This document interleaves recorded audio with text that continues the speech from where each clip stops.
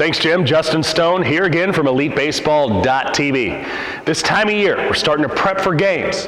And now young players are starting to see some live pitching, or at least a farther distance and more velocity for the first time.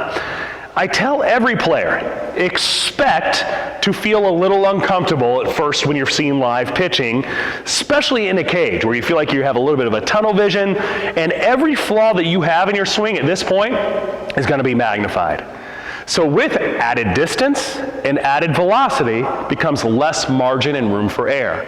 So I'm going to tell you today an easy progression that can start to build you up so you can have success early on when you're getting your timing set against live batting practice and eventually live pitchers versus hitters.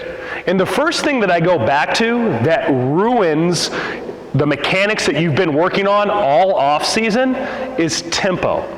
What ends up happening are hitters get a little bit of increased anxiety, increased heart rate, and everything starts to speed up because one, there's a little bit of a fear factor in there when we're going against youth pitchers that are throwing live for the first time. You know, the pitchers are getting ready too. Their command may not be what it is in June or July. So there's a little bit of fear factor in there. That's going to speed up the central nervous system, and the heart rate's going to speed up, and there's going to be a little bit of fear and anxiety in there. Number two, the hitter often wants to match the intensity of the pitcher. Pitcher's going to go really hard. He's competing. This is a faster speed so far than what we've seen in underhand flips or any short work we've done so far. So as a hitter, I'm getting amped up now.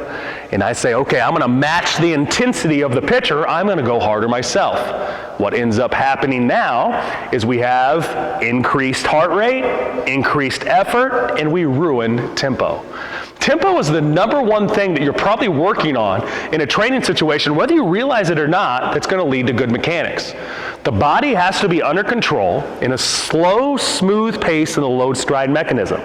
This is the only way the body can sequence and take energy from the biggest muscles, from the ground, through our legs, up the core, and eventually filter out a swing that whips the bat through the zone, out the arms and barrel head.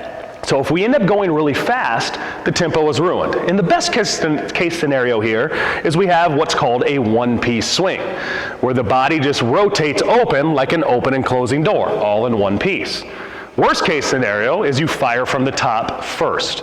And so now our arms are trying to power the bat, and nobody's arms are strong enough to do so, but this lengthens the swing and creates a longer swing arc and pattern to the ball, ends up getting the player jammed oftentimes, but the bat is in and out of the zone very quickly, very limited success. So what we have to do is get players to be comfortable slowing down, creating good tempo in the batter's box against live pitching or live batting practice, and here's a way that we can do this really easily. Number one, has nothing to do with live pitching. Get the coach behind the L screen. Get him to go through his entire pitching motion, whether that be through the windup or the stretch, and have the player hit a ball off the tee upon the pitcher's release.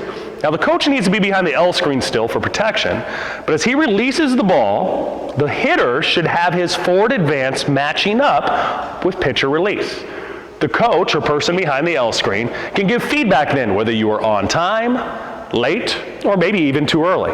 This takes the fear of a moving ball and timing out of the equation just to make sure that the player is first starting on time. Because if the player doesn't start on time, all the mechanics you're working on, you could work on them until you're blue in the face. But they are not going to help if you put a smaller timing window in place of giving the player enough time to go through their entire slow, smooth load stride mechanism. Next, watching bullpens. Whether you stand into the bullpen or not, or just get 15 feet to the side and watch young pitchers throw a 20-pitch bullpen, you're getting some resemblance of timing. Better yet, put a bat in their hands, get them closer to the batter's box, and try to get them some slow, smooth, stride foot timing up on that pitcher, and you could start to see some spin, pitch shape, and trajectory. Remember that the brain creates a file of every pitch it's ever seen. So whether you're swinging at those pitches or not, the brain remembers and starts to time up the perceived contact of those pitches by just watching them. That's why one of my future projects here is trying to narrow the gap of when young players can start to learn how to hit off speed pitches by using virtual reality. That's another subject, and I'll get to that in a future gym post here. But watching bullpens is really going to be helpful for you guys and start to get your stride foot timing, slow down your tempo, and better yet, get comfortable in lowering the heart rate, lessening the anxiety, because you've seen quite a few pitches before you get in there into a live situation.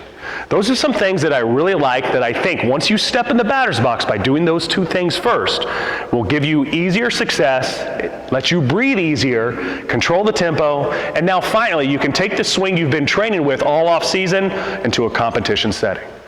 If you find that you get into that competition and that the magnification of that speed of the pitch is still increased so much that it's exposing your flaws, that's where the coach steps in. That's a teaching moment for you, that you can say, okay, these things that we were working on, I was telling you about, you could do it off the tee, but you see how that shows up when we go live. When you have those situations, that's a perfect time to reinforce the things that you've been doing all off season as a coach and help your players. If you need a little guidance on what those swing flaws are and what drills that need to go with them, this is a great time to check out our drill filter on EliteBaseball.tv. Whatever perceived flaw you think you have, we'll give an explanation of the flaw and 3 or 4 drills that will go along with it. That will speed up the training process as you get into your live competition setting. Until next time, this is Justin Stone with EliteBaseball.tv, and we'll see you on the field.